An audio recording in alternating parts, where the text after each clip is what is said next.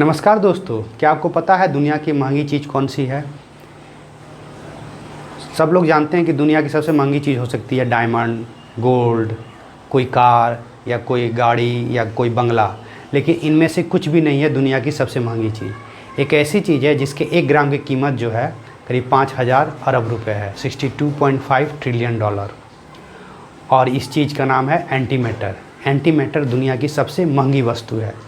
यदि किसी के पास ये 2 ग्राम हो तो उस 2 ग्राम से सारी दुनिया को ही खरीद सकता है। एंटीमैटर को हम फैक्ट्री में बना भी नहीं सकते हैं और इसका मिलना बहुत ही असंभव सा काम है। तो सबसे पहले जानते हैं कि एंटीमैटर क्या है। इसके पहले हम मैटर के बारे में जान ले सकते हैं। मैटर यानी पदार्थ। मैटर किस चीज़ से बना हुआ है? छोटे छोटे कणों से मिलकर बना हुआ है, जिसको बोलते हैं प्रोटॉन, न्यूट्रॉन और इलेक्ट्रॉन। इलेक्ट्रॉन, प्रोटॉन, न्यूट्रॉन से मिलकर क्या बनता है? एटम। और एटम से मिलकर पदार्थ यानी मैटर बनता है। अब हर एक कण का एक अपना मास है, द्रव्यमान है, एक चार्ज है। जैसे इलेक्ट्रॉन, प्रोटॉन और न्यूट्रॉन का अपना एक मास है और एक चार्ज है। यदि हम इलेक्ट्रॉन को एक मिरर के सामने रखें तो मिरर में क्या होगा? उसका इमेज फॉर्म होगा और इमेज जो है हमेशा उल्टा होता है। जैसे अपने बाएं हाथ को रखें तो मिरर में ये दायां हाथ नज़र आएगा। बिल्कुल उसी तरह एंटीमैटर भी मैटर का मिरर इमेज होता है।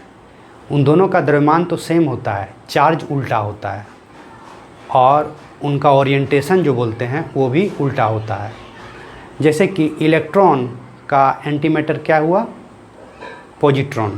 पॉजिट्रॉन और इलेक्ट्रॉन का मास, द्रव्यमान तो एक ही है लेकिन चार्ज उल्टा है। जैसे इलेक्ट्रॉन का चार्ज क्या है? नेगेटिव चार्ज है। पॉजिट्रॉन का पॉजिटिव चार्ज है।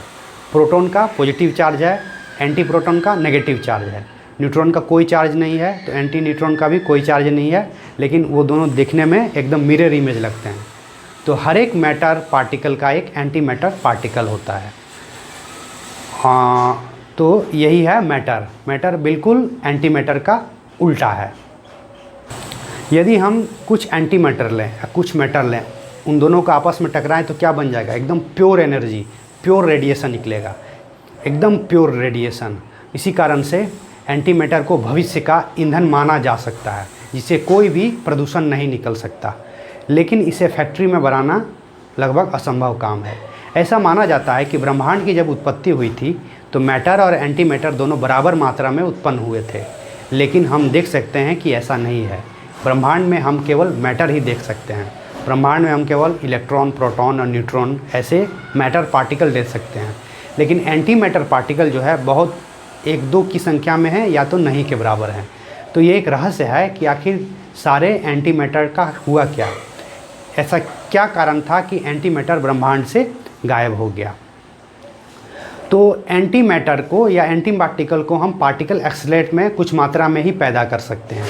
जैसे जिनेवा है सर्न, वहाँ पे पार्टिकल एक्सीलरेटर है, उसमें पॉजिट्रॉन या एंटी प्रोटॉन या एंटी न्यूट्रॉन उत्पन्न होता है।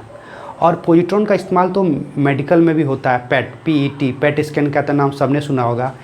इसमें बीमारी का पता लगाने के लिए पॉजिट्रॉन का इस्तेमाल करते हैं।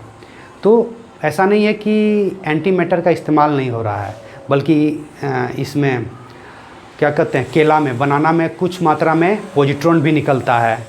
तो ये है एंटी मैटर का सीमित इस्तेमाल।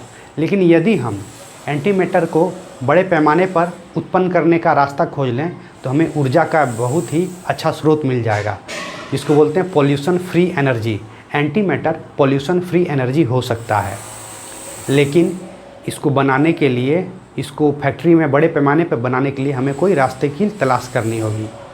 तो यह है एंटी मैटर का छोटा सा इंट्रोडक्शन। यदि आपको अच्छा लगे तो शेयर करें, सब्सक्राइब करें।